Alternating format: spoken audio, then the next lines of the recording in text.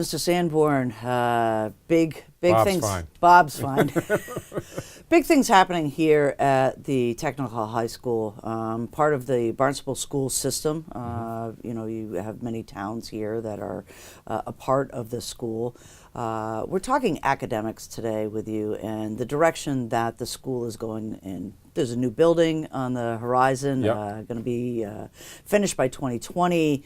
Talk a little bit about how the school is meeting the 21st century needs of students and not duplicating efforts in other schools. Yeah, we are, what we're trying to accomplish is, through our academy model going into the new school, is the integration of academic and technical programming to an extent that we haven't been able to deliver in the current facility.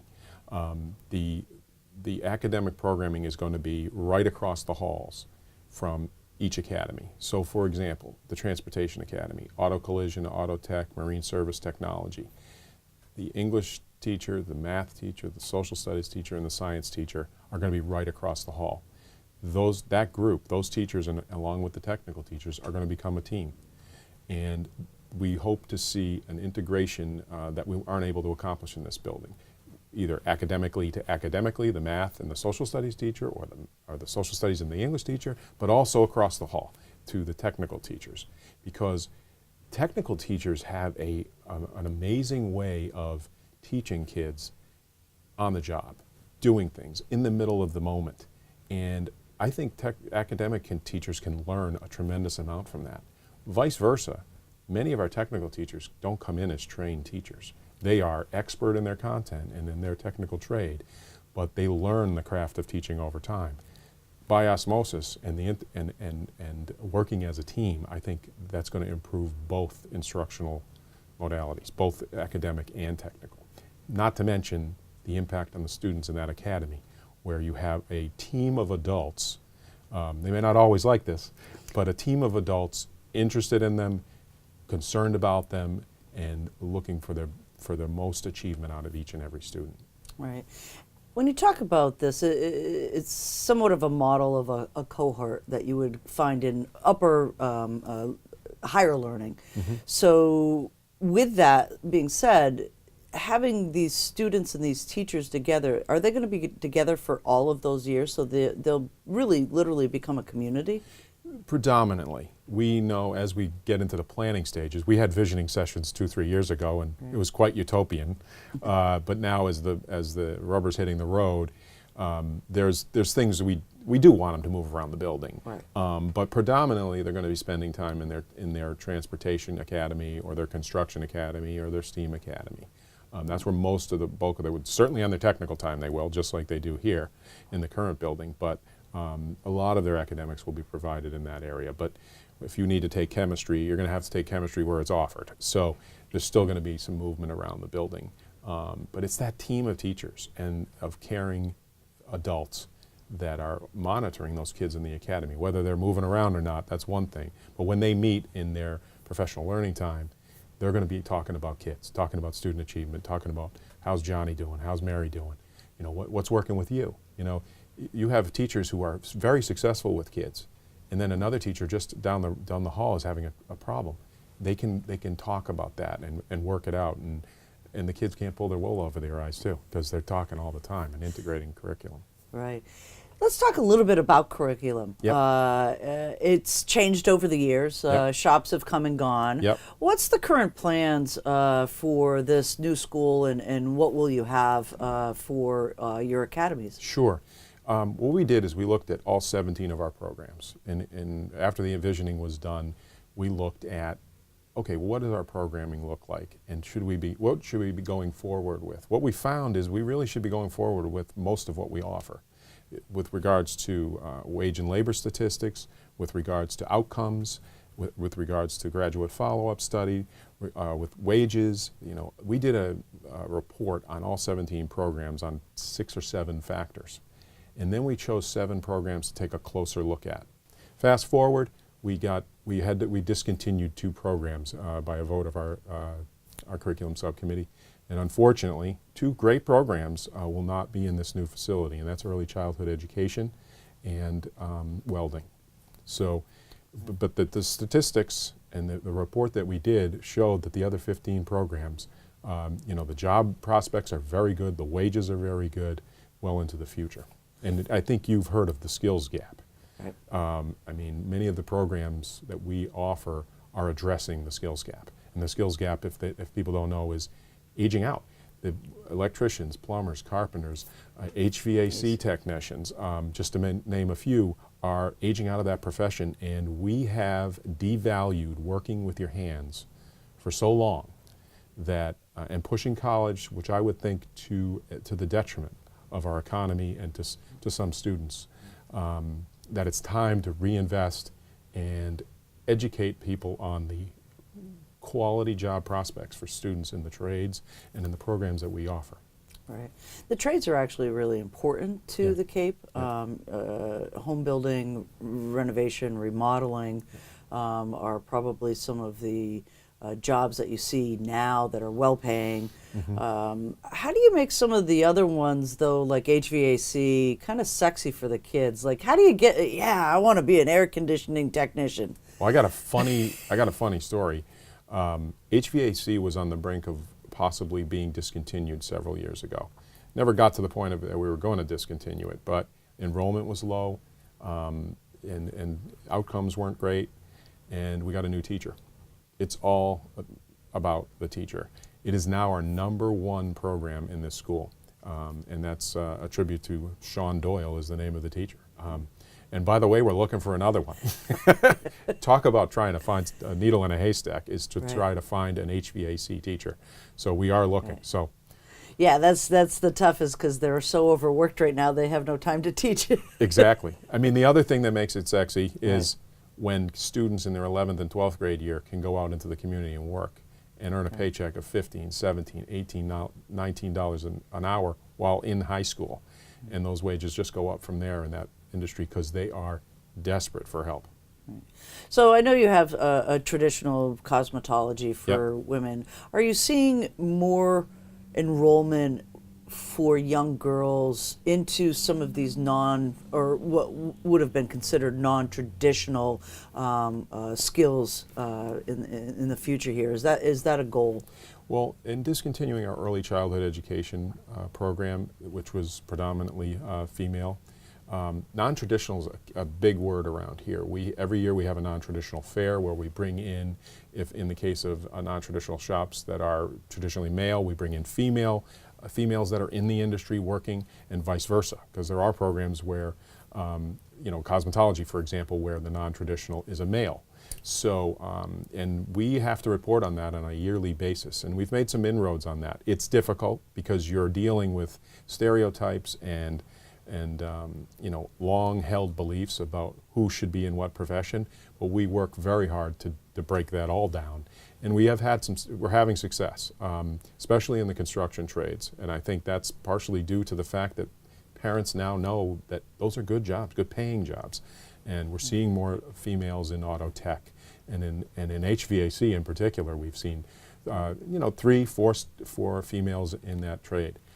It's a little more difficult on the flip side, but we continue to work on it because we are measured by the amount of non-traditional students in our technical program. So that is a big focus for us here. Excellent. You went through the whole process to get the money through school committee, obviously dealing with multiple towns. Talk a little bit about what it meant to actually get that passed. I mean, that was a long haul on your part to try to educate a community that might not even be familiar with the school, that knowing that it was part of our school system here in the town of Barnstable. It was a big process, but it was in the end a very goosebump inducing process when the vote total came in. I don't know if you remember, but it was 3-1, and 75% of the people backed the building of a new school here. And I first of all need to say thank you again for that. It was about information, I believe. We were out 3 to 4 times to the towns from the beginning to the end. And even before we got into the MSBA program, we brought our leaders, our town managers in and saying, it's coming. It was like in November and we got in January, I think of 15. So it was constant communication where when we had options, when we chose our option, when the construction budget come in, when the construction budget came down, when we got some additional money from, thanks to our Cape and Islands delegations, to recognize the students who are economically disadvantaged in our school. It was just a constant effort of communication and information. And then I'm not under any illusion. I mean, we did work hard to get that passed, and I thank the voters, but it's 45 years of this building doing right by students, I think, and a lot of people that preceded me. I mean, and then all the people you run into in the community when you go to a boatyard, when you go to an auto service place, you know, or a landscaping company, you're going to meet our graduates, and they're predominantly staying on Cape, feeding the local workforce, and ultimately buying a home, which is becoming a very difficult thing to do on Cape Cod, but they earn wages that can make them do that. Excellent.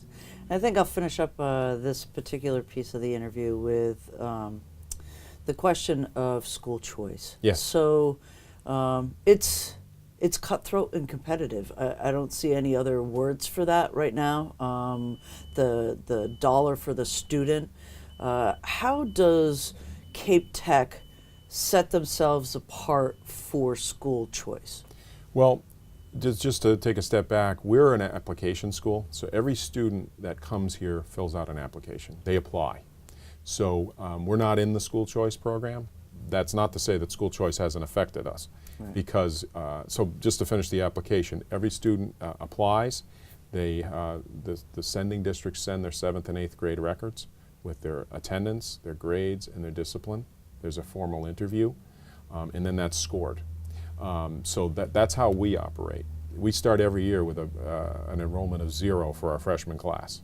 So how is school choice and also charter schools has turned this into, as you say, a cutthroat, very I call it hyper competitive. It is to the detriment, I believe, of students in some points, the amount of competition that's going on.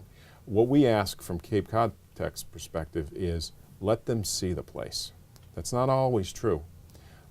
We spend a tremendous amount of time getting the word out here from social media, radio advertising, direct mail, and going to them, and tours, I'm sorry, to get the word out. We do spend a good amount of money on that. There's no doubt about it, because it is more cutthroat than it used to be. There's only one district in my district that allows every student to see this place. Wow. And that's Nauset. Yep. So Barnstable does allow the interested students, but it used to be that every student saw them. The one thing that sending districts do need to give us is their mailing labels and their mailing addresses, so that's how we can communicate with prospective students. But as charter schools and school choice is expanded, and now it's at full scale, right. The willingness of sending districts to let every student see this school has diminished. So it's extremely competitive. It certainly is. So you want to take me out to the construction site? I go out there every day, Paula. So I'd love to go out there. Excellent. So let's go get our hard hats. All right, thanks. All right.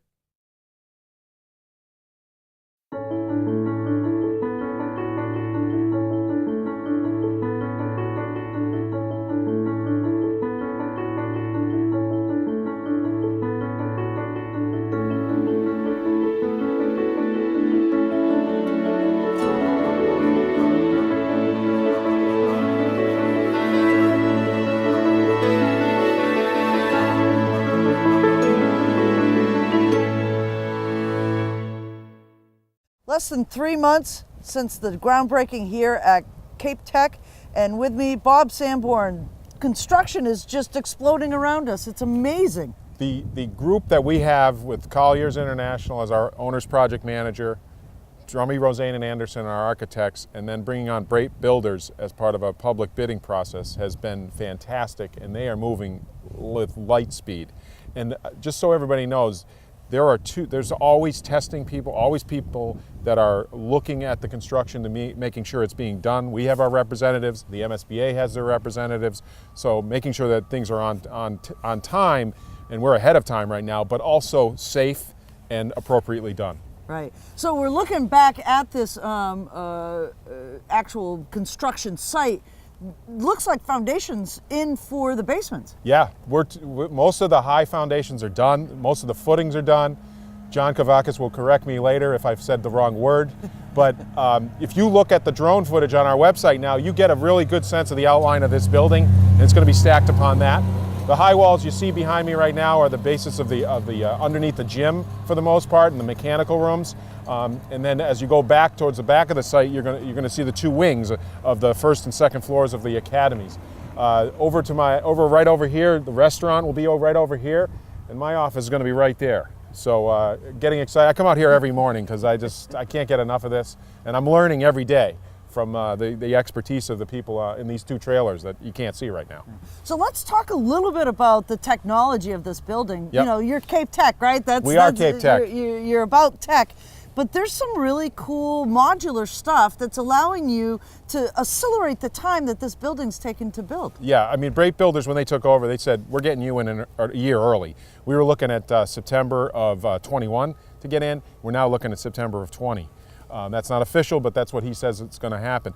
They're using precast concrete panels as part of the wings, which I'm told go up very similar to an erector set. So it cuts down on the labor costs, and I think it's one of the reasons it's speeding up the timetable. Right. And talk a little bit about technology in the building. You've got some green stuff going on here too, right? Yeah, we are LEED Silver certified at the end of this with 1% solar, which I see probably expanded over time after the project's over.